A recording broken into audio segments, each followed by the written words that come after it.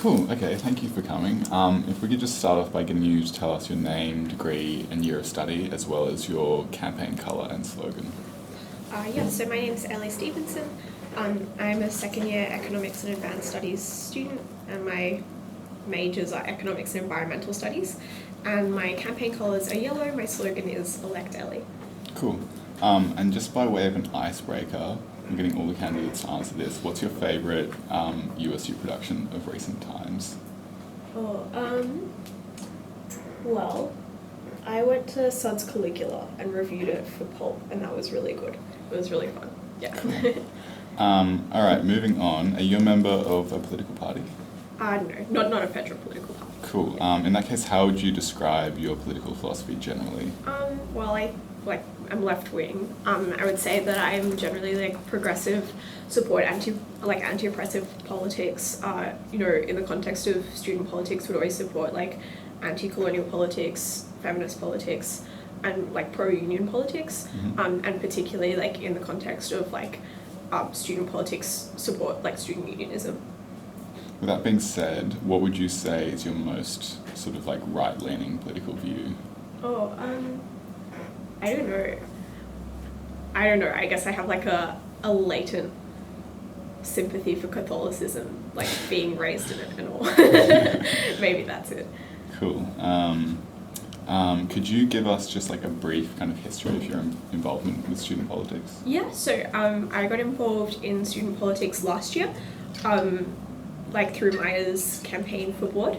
And I really enjoyed that and kind of got a bit recruited through that, and then ran for SRC in the last SRC election. I'm now an SRC councillor and welfare officer for the SRC, and yeah, now I'm running for board. And obviously that's within Switch Roots factions. Yeah. So you're running with Switch. Yep. Switch pre-selected you as their candidate for this election. Yep. There's already an incumbent board member who's part of the same faction. How do you plan to work alongside Maya? Do you plan to take instructions from her or from Switch generally? Do you plan to vote independently of them? What's the general procedure? Yeah, so firstly, in terms of working with Maya, which I guess is a separate thing to working with Switch, me and Maya are quite close, and I've already talked to her a lot about running for USU. We've talked a lot about policy and things like that. So I think I guess our expectations and understandings of politics on board are quite similar. With that said, I don't think I'd be taking instructions so much as would be guided by her, and I think it's really I'm really glad that there is kind of an older person already on board there, because I know Maya didn't have that so much, so I'm quite glad about that, and I think it's something which will make me kind of obviously if I get elected more confident on board. With respect to working with Switch, I think it's useful to note that Switch is non-hierarchical and also non-binding. So there's no real mechanism, I suppose, for Switch to direct me to do particular things. I would always be kind of voting on my own conscience. With that said, I think that Switch is useful in the sense that it's the place where I'm able to consult on particular policies, and it can suggest ideas to me, but I wouldn't say that it's in any way a body that would ever give me instructions as to how to vote. Sure. Is Maya playing a role in the management of your campaign? Yeah, so Maya's one of my campaign managers, along with Dune and Swapnik, and also just generally has been really helpful in terms of giving me advice, helped a lot in creating my policy platform, and also just in when I was considering running, kind of chatting through that with me and helping me kind of understand what it was to be on USU and what the culture of the USU is actually and all that. Mm-hmm. So you mentioned you've been considering running for some time, presumably. Yeah. How long have you held Access membership? Since the start of last year. Since a week. Yeah. Sure. And what inspired you generally, I guess, to be on the board of million student? Yeah, so I think two things. The first one being, I think it's really important to have progressive voices on board. That's for a couple of reasons. So firstly, I think like it's just important that progressive students have representatives, and I think even though board is obviously a separate thing to SRC, and it's something which is like perhaps a little more corporate and more focused on student services, I still think progressive students in like you said student body deserve to be represented. I also think it's important because I think that the USU's role as a service provider is kind of complemented by a role or by progressive politics, in that I think that student services are kind of like the utility of them is like best at the point where student standard of living is good, where students who come from marginalized backgrounds are supported and have like anti-discriminatory politics kind of around them. So I think it's important to have that politics on board, and I think I can bring that. The second thing though is that I kind of personally have benefited from union activities, like obviously debating is the big one there, which is like, you know, I came from a school which did not send many people to USyd. I did not come from Sydney, and USU activities were really good in terms of meaning that I had friends, which is nice. And so I think that USU has some really important roles to play in terms of like facilitating that kind of thing, facilitating students like enjoying uni. You would hope that would occur. So I like really valued that myself. I'd like to be able to facilitate that happening for others, and like also make that kind of service provision more inclusive and kind of better. Sure. This year, I think more than other years, there's a few candidates coming from SRCOB positions. You, Betty, and Irene come to mind. Do you sort of see that as a pattern or as potentially symptomatic of some failure of the union and the sort of need of otherwise activists, otherwise SRC-affiliated candidates to run? Yeah, I think that's true. I think that the USU has probably become too corporatized and too depoliticized. I think it's actually a bit of a problem in the sense that it's fair to have differentiated roles in that SRC takes the more activist side of things, but I think it is useful to note that politics can't be separated from wanting students to have like a good quality of life, from wanting students to be, for instance, paid properly and not to face like oppression on campus. Those are things which the USU kind of necessarily needs to care about if it wants its like service provision to work. Also, like the USU has identity portfolios. At that point, like those kind of things are the things that mean that it can work, I think, quite effectively with the SRC. Sure. So I think it probably is symptomatic of some level of failure, but I also think that that failure is not so hard to fix. I think that more collaboration between SRC and USU would be broadly a good thing. Sure, we'll touch back on collaboration later. But more generally, I guess, what would you identify as the most important CNS program? Which most important program run by the USU? Okay, cool. So I would say like CNS. Hopefully given by the question. But like I think it's really important in terms of like allowing students to like every word I can think of is kind of icky, like connect. But I think that it's like really important that students are able to access places where they can meet each other, like social activities separate to university. I think that uni can be a really isolating experience for people, and the CNS program is like helpful in countering that. And I think it's really good, like the kind of breadth of the CNS program, because there's like more or less something for everyone. I would say though that I think with that in mind, it's really important that the USU focuses on making that CNS program really inclusive. So in my policy platform, one of the things that I support is like subsidies for like camps and socials and balls and other like society events, because those things can often be really expensive. Sure. And I know that I think that sometimes clubs and societies can become the preserve of people who are quite like well off, who are from Sydney, who don't really face like crippling living expenses and all that. And so I think that it is important for the USU to like moving forward focus on making sure that those really valuable clubs and societies programs are open to the people who need the most and who are most likely to find university like isolating and like, you know, to need the kind of networks that clubs and societies can give you. Sure. You've identified CNS as the most important program. a lot of other candidates coming into this election come with a very much stacked resume of CNS experience. One candidate has held executive positions on more than 7 societies. Which clubs have you participated in? So I've been in debating Italian society, at least I'm in crossword society. I love crosswords. Like, I admittedly probably don't have like the same kind of CNS stacked resume as other candidates have, but I think like to some extent that's actually like a bit of a good thing, in the sense that the reason that I'm not able to stack clubs and societies is that, like, I don't know, last year I was like commuting all year because I lived in Wollongong, and now I'm working all the time because I have to pay rent. And I think that that's an experience that like lots of students have. Most students realistically can't be a member of like 9 societies or whatever. Lots of students, you know, can't always attend society events, can't always commit to society executives. So I think even though like in terms of clubs and societies experience, I'm like probably comparatively less experienced, I think the reason for that is because I'm like somewhat more representative of like the average student I have. Like I'm able to understand like the way that a regular student, I suppose, relates to the CNS program. Sure. Sort of framing your policies around that idea of a regular student. Do you sort of accept that as a result of that sort of angle and approach to this election, that you've sort of missed out on a number of sort of technical policies that other candidates might be able to put forward, including, for instance, amendments to Orion, the CNS sort of back-end system? I don't think so, in the sense that perhaps I balance like not being a hack and a degree of hackiness quite well. Because, I don't know, I think I've done quite a lot of research. I've fairly exhaustively read all the strategic plans and this and that.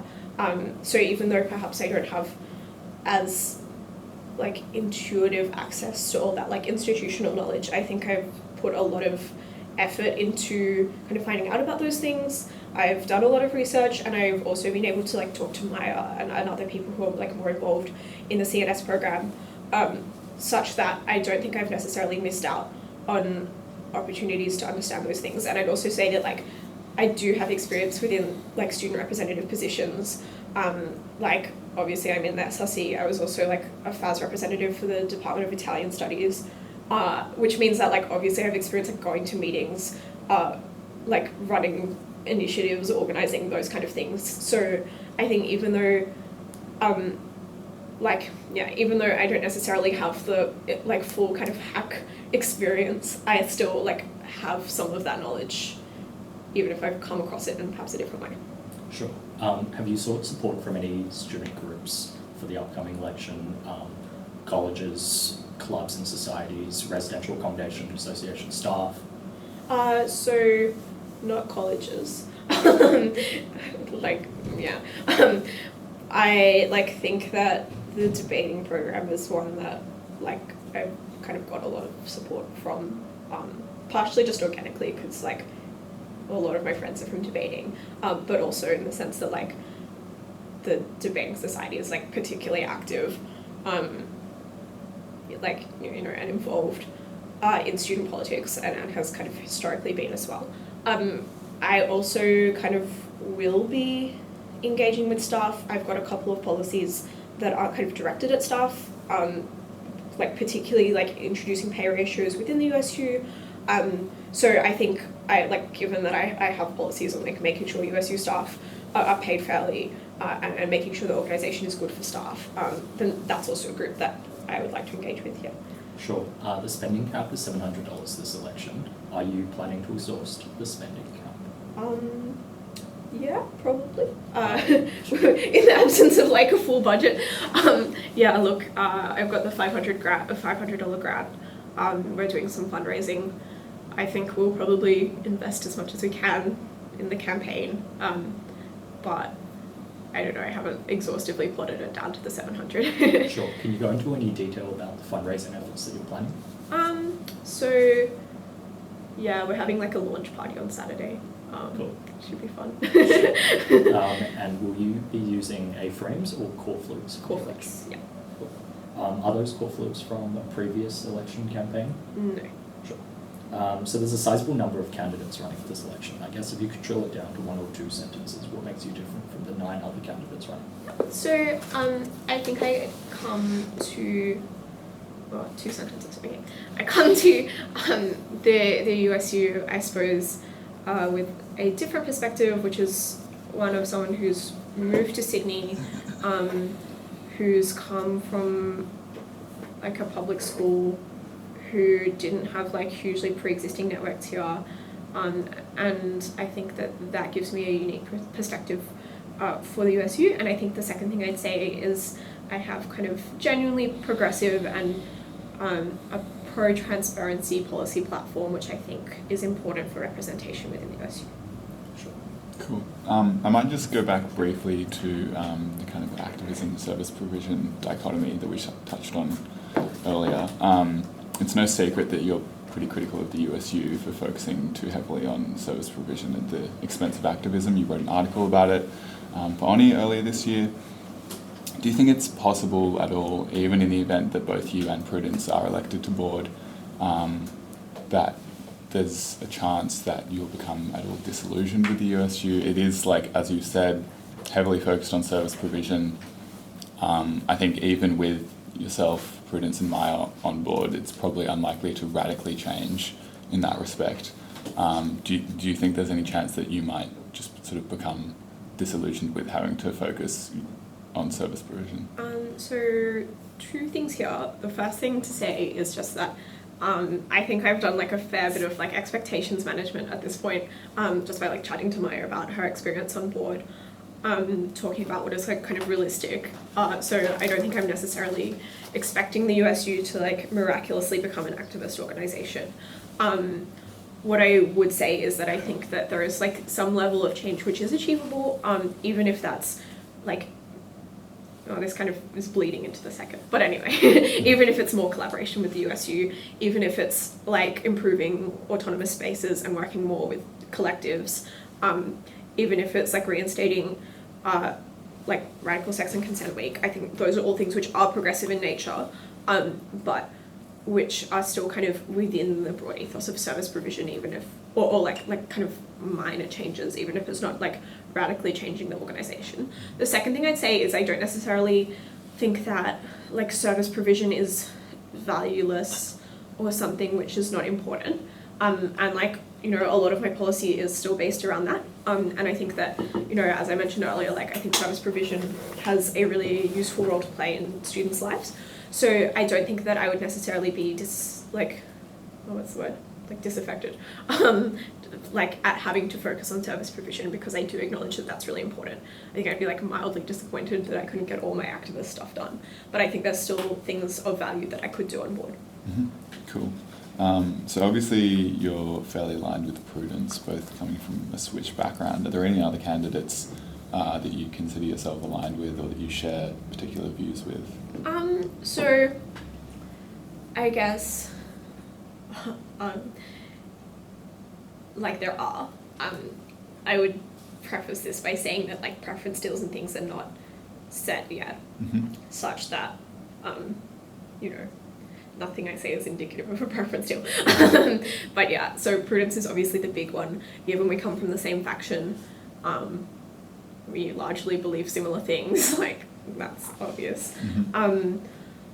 I quite like Nick, even like on a personal level, from sitting in the back of SRC meetings, groaning occasionally. And like I think typically Switch and Advance tend to be quite like, you know, well aligned. So I think that is probably another kind of like I guess there would be commonalities there. Yeah.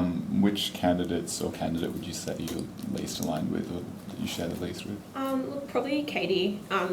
Like in the sense that, you know, I'm sure she's lovely, but I don't really think that libs or, you know, independent libs are necessarily the best for student unions. I think that they often are not really like particularly pro-union, you know, like kind of in philosophy, and I think that just like principally, I think a lot of their perspectives can be like harmful to students, given that students are often like quite vulnerable students can often be facing like economic hardship, and students can often come from like minority backgrounds, and so I think a lot of the actions of like the Liberal Party are really counterproductive there. So I suppose that you know, I would never make a preference deal, for instance, with the Liberal candidate. Mm-hmm. Cool. Looking at the incumbent board, what would you say have been its biggest shortcomings over the past year or two? So I think probably one of the most significant shortcomings of the board at the moment is kind of a culture of like consensus decision making in camera, like, or moving meetings in camera, which kind of ultimately results in a lack of transparency and debate. I think that it's problematic that the USU has a prevailing culture where people try to avoid debate, where people try to, like for instance, like with the Ramsey motion, like, you know, don't necessarily do their research on politically controversial motions, don't necessarily want to take positions, and I think also try and keep some of those debates which the USU has out of the spotlight. Mm-hmm. I think given that student money goes into the USU and given that it's meant to be, like structurally meant to be a student organisation, I think that it's quite important that the board is as transparent as possible. Obviously that's not just like releasing contracts, but I think that it's important to, as much as is possible, be transparent and kind of show as much as possible the like inner workings of board to students. I think that's something that the board to some extent owes students. In what circumstances do you think it is appropriate to move a meeting in camera? So I think like obviously really sensitive financial information which could like compromise, you know, deals and contracts and things with board should obviously be in camera. I think like my criticism of the current kind of culture of board is obviously not directed at that, but rather at a tendency to like have a very you know, limited non-in-camera section of board meetings. Mm-hmm. And I think that's kind of firstly by perhaps overusing like moving in camera for like just perhaps like too broadly in the sense that I'm sure that there are some like discussions even about finances that could probably occur outside of that. And I think, you know, to some extent students are probably owed information on the USU's finances. But secondly, I think that beyond moving in camera, there is a culture of consensus decision making prior to board meetings at all, such that those kind of decisions or those debates just don't happen in an arena where they can be scrutinized, mm-hmm. where they can be publicized, because they like don't occur, you know, in anywhere like where the student media, for instance, can view them, or in board meetings. Mm-hmm. Mm-hmm. Sure. The union's been around for a long time. In that time, student interests have sort of reconfigured, reformatted themselves over many years. I guess what sort of aspects of student interests you see as having been unchanged, and what aspects do you think will change in the short term? Yeah, so a couple of things. Firstly, I think that something which is unchanged and which like probably will stay unchanged for a while is the kind of basic socioeconomic needs of students. I think that it's always important to note that students are people who are particularly vulnerable to kind of a lack of personal economic stability, people who are particularly vulnerable to exploitation. I think that that's something which is useful to note, because I think it represents like a continuing imperative for the USU to kind of cater to that, to make sure that it is active on issues which can like, or rather to make sure that, you know, it works on issues which kind of structurally affect the experiences of students. Because if you care about students' like welfare and students' experience throughout their time at university, then you have to care about like the broader conditions which they're facing. I think also like the USU's capacity to provide some really good programs is something which is like largely unchanged. I think that it's like quite consistently provided like clubs and societies programs for a while, and those are things which people enjoy, and so I think that that's something which is like worth maintaining. I think perhaps something which is changing is the role of international students in the USU. I think international students really beneficially have been more involved in student politics, and I think it's really becoming important for the USU to cater to that. So for instance, like I think it's really good that the USU has like now got a WeChat platform and things like that. I think that there are probably further improvements to make. In my policies, I mentioned like translation of USU publications like pulp. I think something else that I'd note is like, you know, the USU has been taking stands on things like academic dishonesty occurring at higher rates for international students, but I think it insufficiently deals with the root issues of that, which is not that like international students just feel like doing academic dishonesty more, but rather that they have less access to things like English help. They are in particularly stressful and high pressure academic situations in the fact that like they're in a foreign country, and so I think it's really important that the USU caters to that need. And so one of my policies is like a USU run kind of tutoring service employing students, particularly focusing on English language competency, and I think that that's something which the USU can do to kind of help fix some of the structural issues facing international students at university. The other thing I'd say is, I guess the other policy I'd point to that I have on this is that I think in the context of debating, one thing that we can do is to further integrate the Mandarin Debating Society into the USU Debates program. In that the Mandarin Debating Society is incredibly successful, they're like really great, but the extent to which they're involved in the USU Debates program is like at the bottom of the database email, there's a link to Mandarin debating. They're not at debates dinner. You know, we don't hear about their achievements, and I think that that's a problem. So I think the USU does have a like newly significant role to play in making sure their events and their publications and so on are accessible to international students, but also centering and prioritizing international students and their achievements like in USU programs. Sure.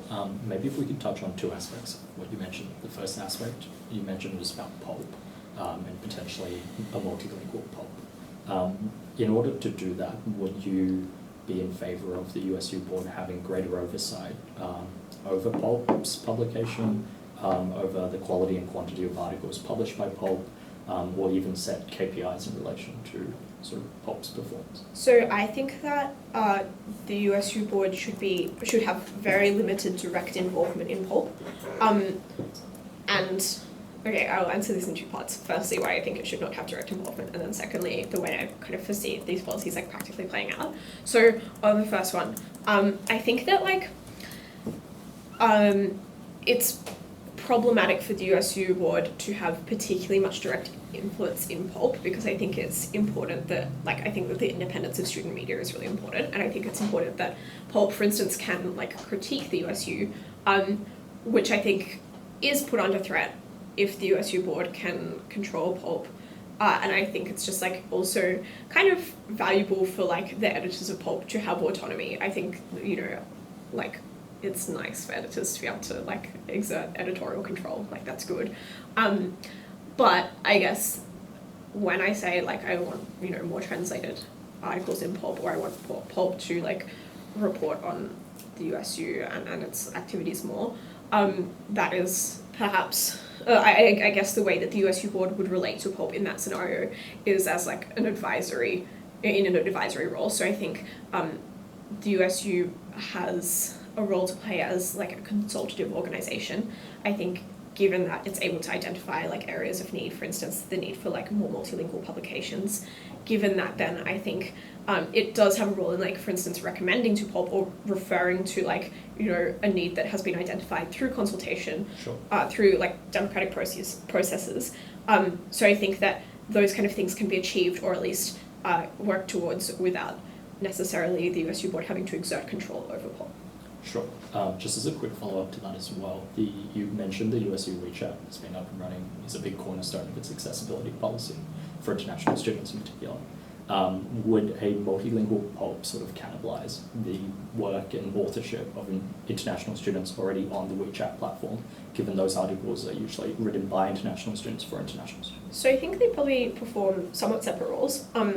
I think there's probably two, well, I think firstly the reason why it wouldn't necessarily cannibalize is just that I think they're like quite different platforms with somewhat different audiences, such that I don't think anyone would necessarily stop using the WeChat because pulp now had the occasional multilingual like article. I think that the WeChat would remain largely more accessible to international students, and I think like also, you know, most people just do have multiple like social medias. Like I see Pulp on Instagram and Facebook and survive the experience. So I think like, you know, I think it's unlikely to be cannibalized, but I think it would have some like benefits in the sense that firstly, I think there's like just more representation of international students. I think it's useful to have international students work, particularly in their own languages, like publicized, because I think that like that can just to some extent challenge like the USU as a particularly like Anglophone white organization. I think that that level of representation is useful and can make people feel more included.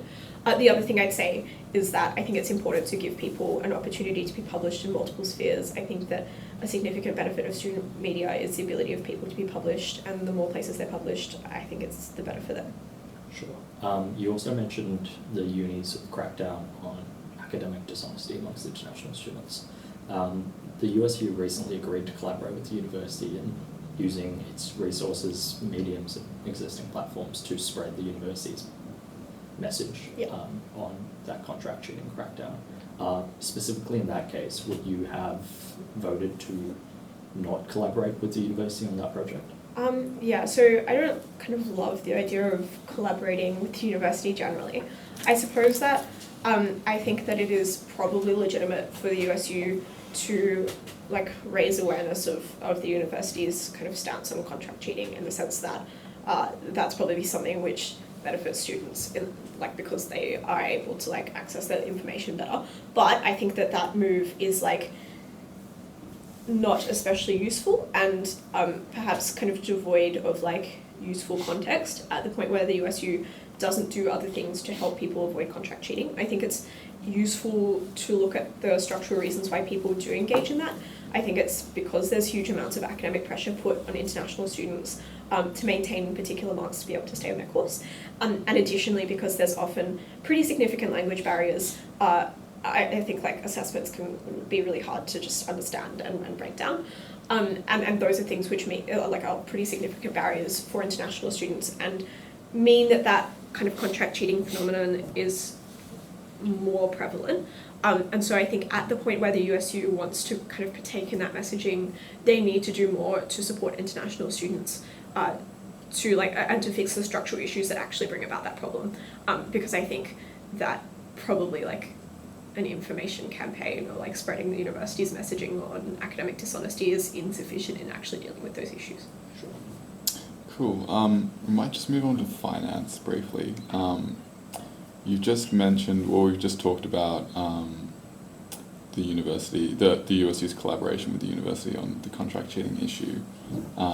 You've noted economic justice as one of your major kind of policy goals heading into this election. The rollout of universal access was made possible through close collaboration with the uni, with a $1 million offering from the uni, but is also probably one of the best examples of an economically just policy delivered by the USU in recent years. What's your stance on reconciling those conflicting issues? How do you, would put in that circumstance, would you be able to justify making the USU more economically accessible at the expense of greater dependence on the university? Yeah, so I think that making access free was really important and a pretty significant benefit for students, and I think that is something which I would pretty much always support, because I think that it's really important that students are able to access student unionism. I think that the way that reconciles with wanting the union to be as independent as possible and not beholden to university interests is, I think perhaps it reconciles in two ways. The first thing to say is that I think that there's just, I guess, a cost-benefit analysis there, which is that students get a hugely more significant involvement in student unionism. It makes it far easier for them to access USU programs. That's like a pretty large benefit. And I think if that can be achieved with like pretty limited loss of independence, then that is worthwhile. I think comparatively, like other collaborations with the uni probably need to be treated in the same way, in that like echoing university messaging is not something which significantly benefits students, but is still working with the university in a way that potentially does harm the like perceived independence of the USU. So that is something which is really distinct. The other thing I'd say is I think that like there is a role obviously of the university to like fund and financially support the union. Functionally that like will obviously occur largely in SAF. But I think like I would generally support student unions having more money. I think that the kind of threshold where I would not support that is if that comes at a loss of independence, which poses a threat to that student union's ability to actually support students and to like make political standpoints which benefit students. So I think that it's really important that we never kind of lose independence to the extent that the USU is not allowed to like or is afraid to like publicly criticize university policy, or the USU is like reluctant to make political statements about the way that the university is being run, for instance. I think that that is something which is obviously unacceptable. So I suppose it's then just a balancing act between wanting student unions to be financially well off and wanting students to be able to access those programs, but also making sure, like I think very importantly, that the USU is able to represent student interests, because sacrificing independence to a significant extent would undermine their ability to do that. The USU receives about 3 times more SAF than the SRC does currently, at almost $5 million. The SRC is traditionally seen as the more activist body, and the USU is the more service-oriented body. Do you think the current allocation of SAF is equitable? Do you think perhaps the better approach in promoting activism on campus would simply be to reconsider that allocation and to perhaps allow the SRC to take more? Do you think it's necessarily the USU's role to try and sort of step on the feet of the SRC in that way? So I think firstly, I guess as a caveat, as a note, I think that like I probably would like the SRC to have more money. I think that would be good, and I quite like the SRC, and I'd like them to have finances. So I guess that's probably a separate consideration to the role of the USU. I think that I wouldn't necessarily support the USU foregoing activism in exchange for a larger or like richer SRC. That's because I think that it's really important that student service providers do activism as well, and or that activism is kind of embedded in student service provision, for the reasons I've already given about the way that like that service provision is kind of predicated on students' ability to access it, which is in turn predicated on students' like economic circumstances, whether or not students are being marginalized in society more broadly. I think if we care about things like student welfare, student mental health, student enjoyment at uni, then we should also care about like the social circumstances that surround them. So I think then there is kind of principally a role for the USU to play in that. But then the other thing I'd say is I think I think there's like quite a lot of scope for like activism to be involved in service provision, which is to say like I guess the kind of best example of this is Rad Sex and Consent Week, given that obviously that's a service, it's like a festival. I guess you could probably say the same thing about Pride Week, but I don't know, I think that Pride Week's perhaps I guess a little bit more watered down, but in both circumstances it's a festival, it's still something that students can like participate in and like enjoy, I suppose. But it is something which gives students access to really important information, to things which can help them, and also things which can like inform their political perspectives. I suppose that they are like progressive events, so they're not depoliticized. I think that probably the USU could do things like support more kind of SRC-led events, things like Welfare Week, because similarly, that's I guess like a festival type situation, but it is something which, and it is a service, it's something which like educates students on their rights at work, but it's also something which is tied in with activism and tied in with politics, because I actually just don't think that service provision and politics are like actually separable. If the USU were to receive a dramatic funding cut through SAF or otherwise, what would you be looking to cut? What kind of services? Yeah, Or? so I think the thing that I would be most happy to cut would be Incubate. That's for a couple of reasons. The first one just being that Incubate is like co-sponsored by the university and has a number of corporate sponsors.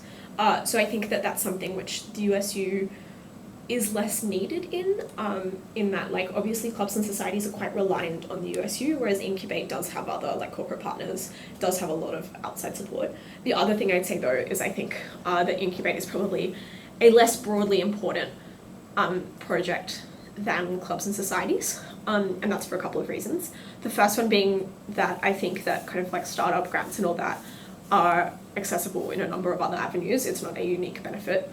Obviously, like, FAS like gives out grants and things like that, like outside organizations give out grants, like if you really want money for your startup you can access it, probably outside of Incubate, whereas clubs and societies are a fairly unique benefit which the USU can provide unlike other organizations.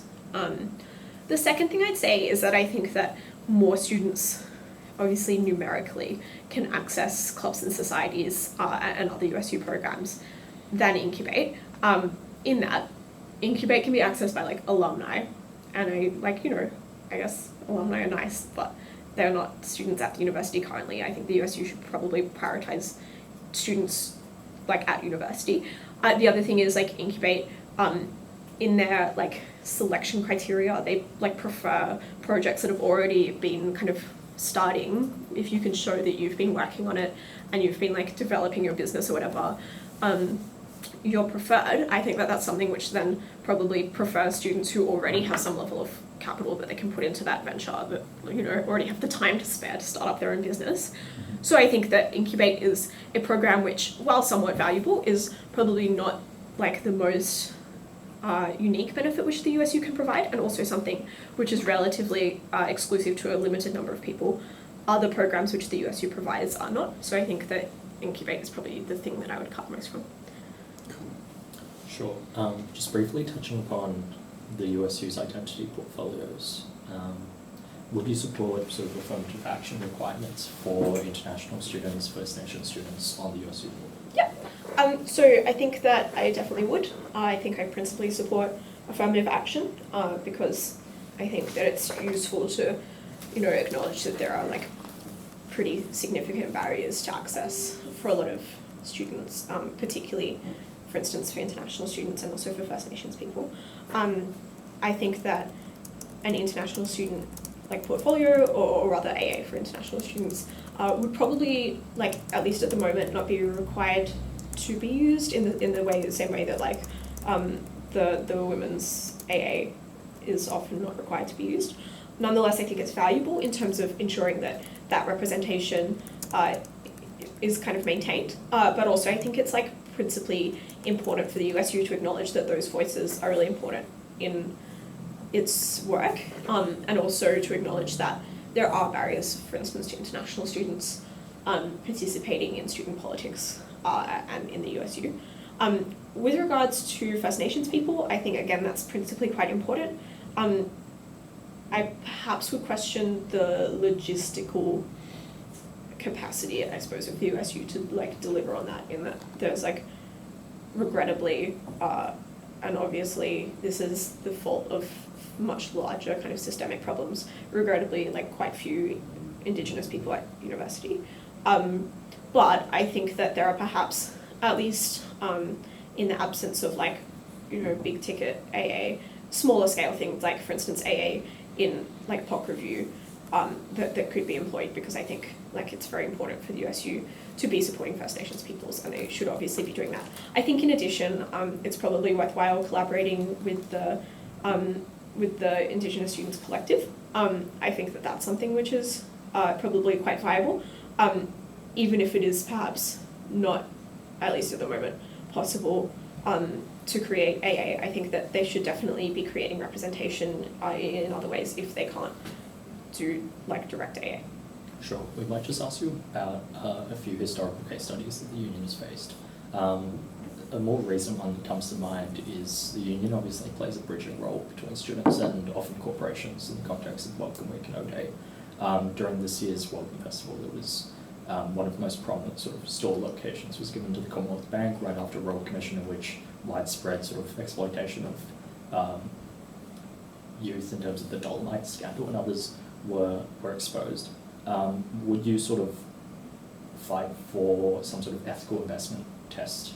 Yeah, definitely. So that's part of my policy platform. One of, I guess, my focuses in terms of progressive politics in the USU is ensuring that the USU engages in ethical investment practices. I think that if it is the case that the USU is facilitating interaction between students and corporations, they should do that. Like, they have to act in the interest of students, and that means that they should be making sure that those corporations are ethical, because I think it's probably not acting in the interest of students to get them involved in something that might exploit them. But I also think the USU, like, as an organisation which like represents young people, probably has a broader principled obligation to act in ways which, like, you know, don't further exploitation, which like don't harm people, because I think, you know, ideally the USU is like kind of not complicit in creating a worse world for people when they graduate uni. So I think that it, like, broadly the USU should definitely be more willing to like vet, I suppose, investments and collaborations. I think it's really important that they are ethical about that. Sure. Back in 2012, Vice President of the USU, Tom Rowie, leaked a confidential USU report to student media about uni collaboration with police against student strikes. Put in the same position, and more generally, if you had confidential information, would you leak that to student media? So I guess there's a couple of things to say here. The first thing is that I do not love the idea of being sued. So I would be fairly unwilling to get sued. I, you know, don't think that I would be like particularly likely to breach fiduciary duty like willy-nilly. That said, I think that, you know, specifically to the like Tom Rowie case, I think that, you know, I don't think the USU acted in ways which were particularly constructive there. I think that, you know, it was a kind of relatively minor leak, even if it's not in the, like, even if you don't accept the like public interest argument, I think it's just like a relatively minor leak. I think that the USU probably didn't need to like censure Tom Rowie as much as they did, or at all. In fact, I think there were probably other solutions to that. So I think on that one specifically, I don't really know what I would do in that situation. I guess it's hard to judge. I think that broadly, I suppose, you know, I would be like largely unwilling to breach confidentiality.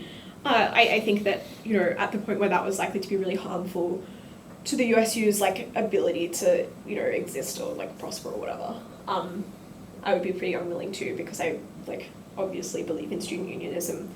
I like the USU and I've benefited from it, so I don't have any huge desire to damage its interests.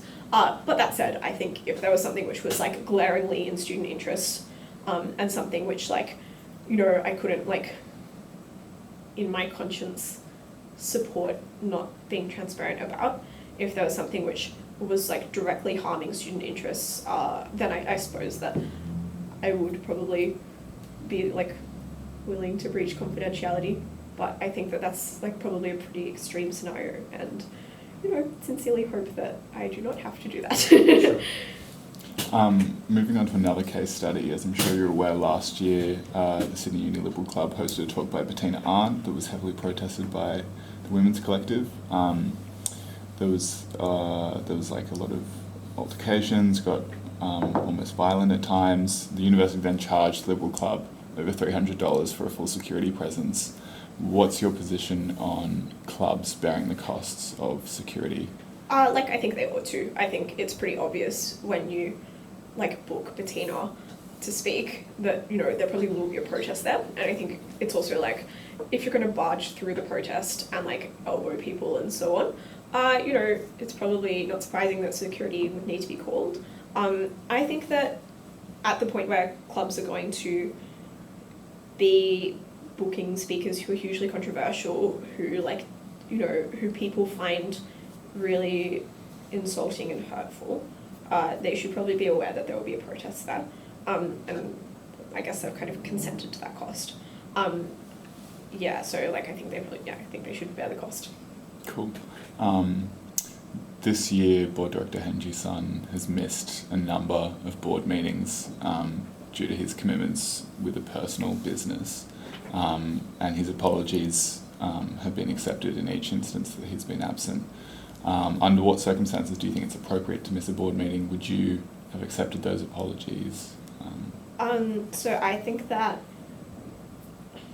it's not acceptable to be consistently missing meetings. I think that the circumstances under which you miss them should be pretty exceptional. I imagine that if a meeting corresponded with my work, I would, get out of that work. I would probably move my hours. And you're aware of when meetings are, so you're relatively able to do that. And I think that at the point where you commit to being on board, you do make a commitment to attend meetings. That's in your duty statement, like you should do it. I don't think that I would have voted to accept the apologies, at least the latter ones, in that I don't think that it's kind of, I suppose, good enough for people to be consistently missing meetings. I guess, after 6 meetings you get kicked off anyway, but 6 meetings is a lot of meetings to miss, such that I think that it's really important to, make sure that there's some level of expectation there that board directors do their job. And I think, if students have elected you to do that job, you should do it. Cool. We're approaching an hour. I think we might wrap up soon, if that's okay with you. We might just finish with one last question, which is just broadly, how are you feeling about the next couple of weeks? Do you have any fears about any potential preference deals that other people might be entering into? Do you have any particular hopes that, aside from being elected, do you have anything you particularly want to achieve over the next couple of weeks? Just generally, how do you feel? I'm stressed, obviously, because you have to be so extroverted for a whole 2 weeks. It's a lot. So I guess that is stressful, and messaging campaigners and stuff is weirdly stressful for me, because I'm what if they judge me? What if they don't want to do it and I pressure them into? So that's honestly the main concern, because I'm just hate talking to people. But I don't know, I'm not really so stressed about preference deals. I guess I'm fairly optimistic that those will work out. In terms of hopes and expectations, I guess I obviously want to be elected, but I'm also just looking forward to Soapbox. I'm looking forward, I suppose, to just being able to participate in the election. I like the idea, regardless of being elected or not, of having progressive voices, even just in the election. I think it's useful, just I suppose, political diversity to have. So I guess that's the thing I'm most looking forward to. Yeah. Cool. Okay, great. Thanks for coming. Thanks.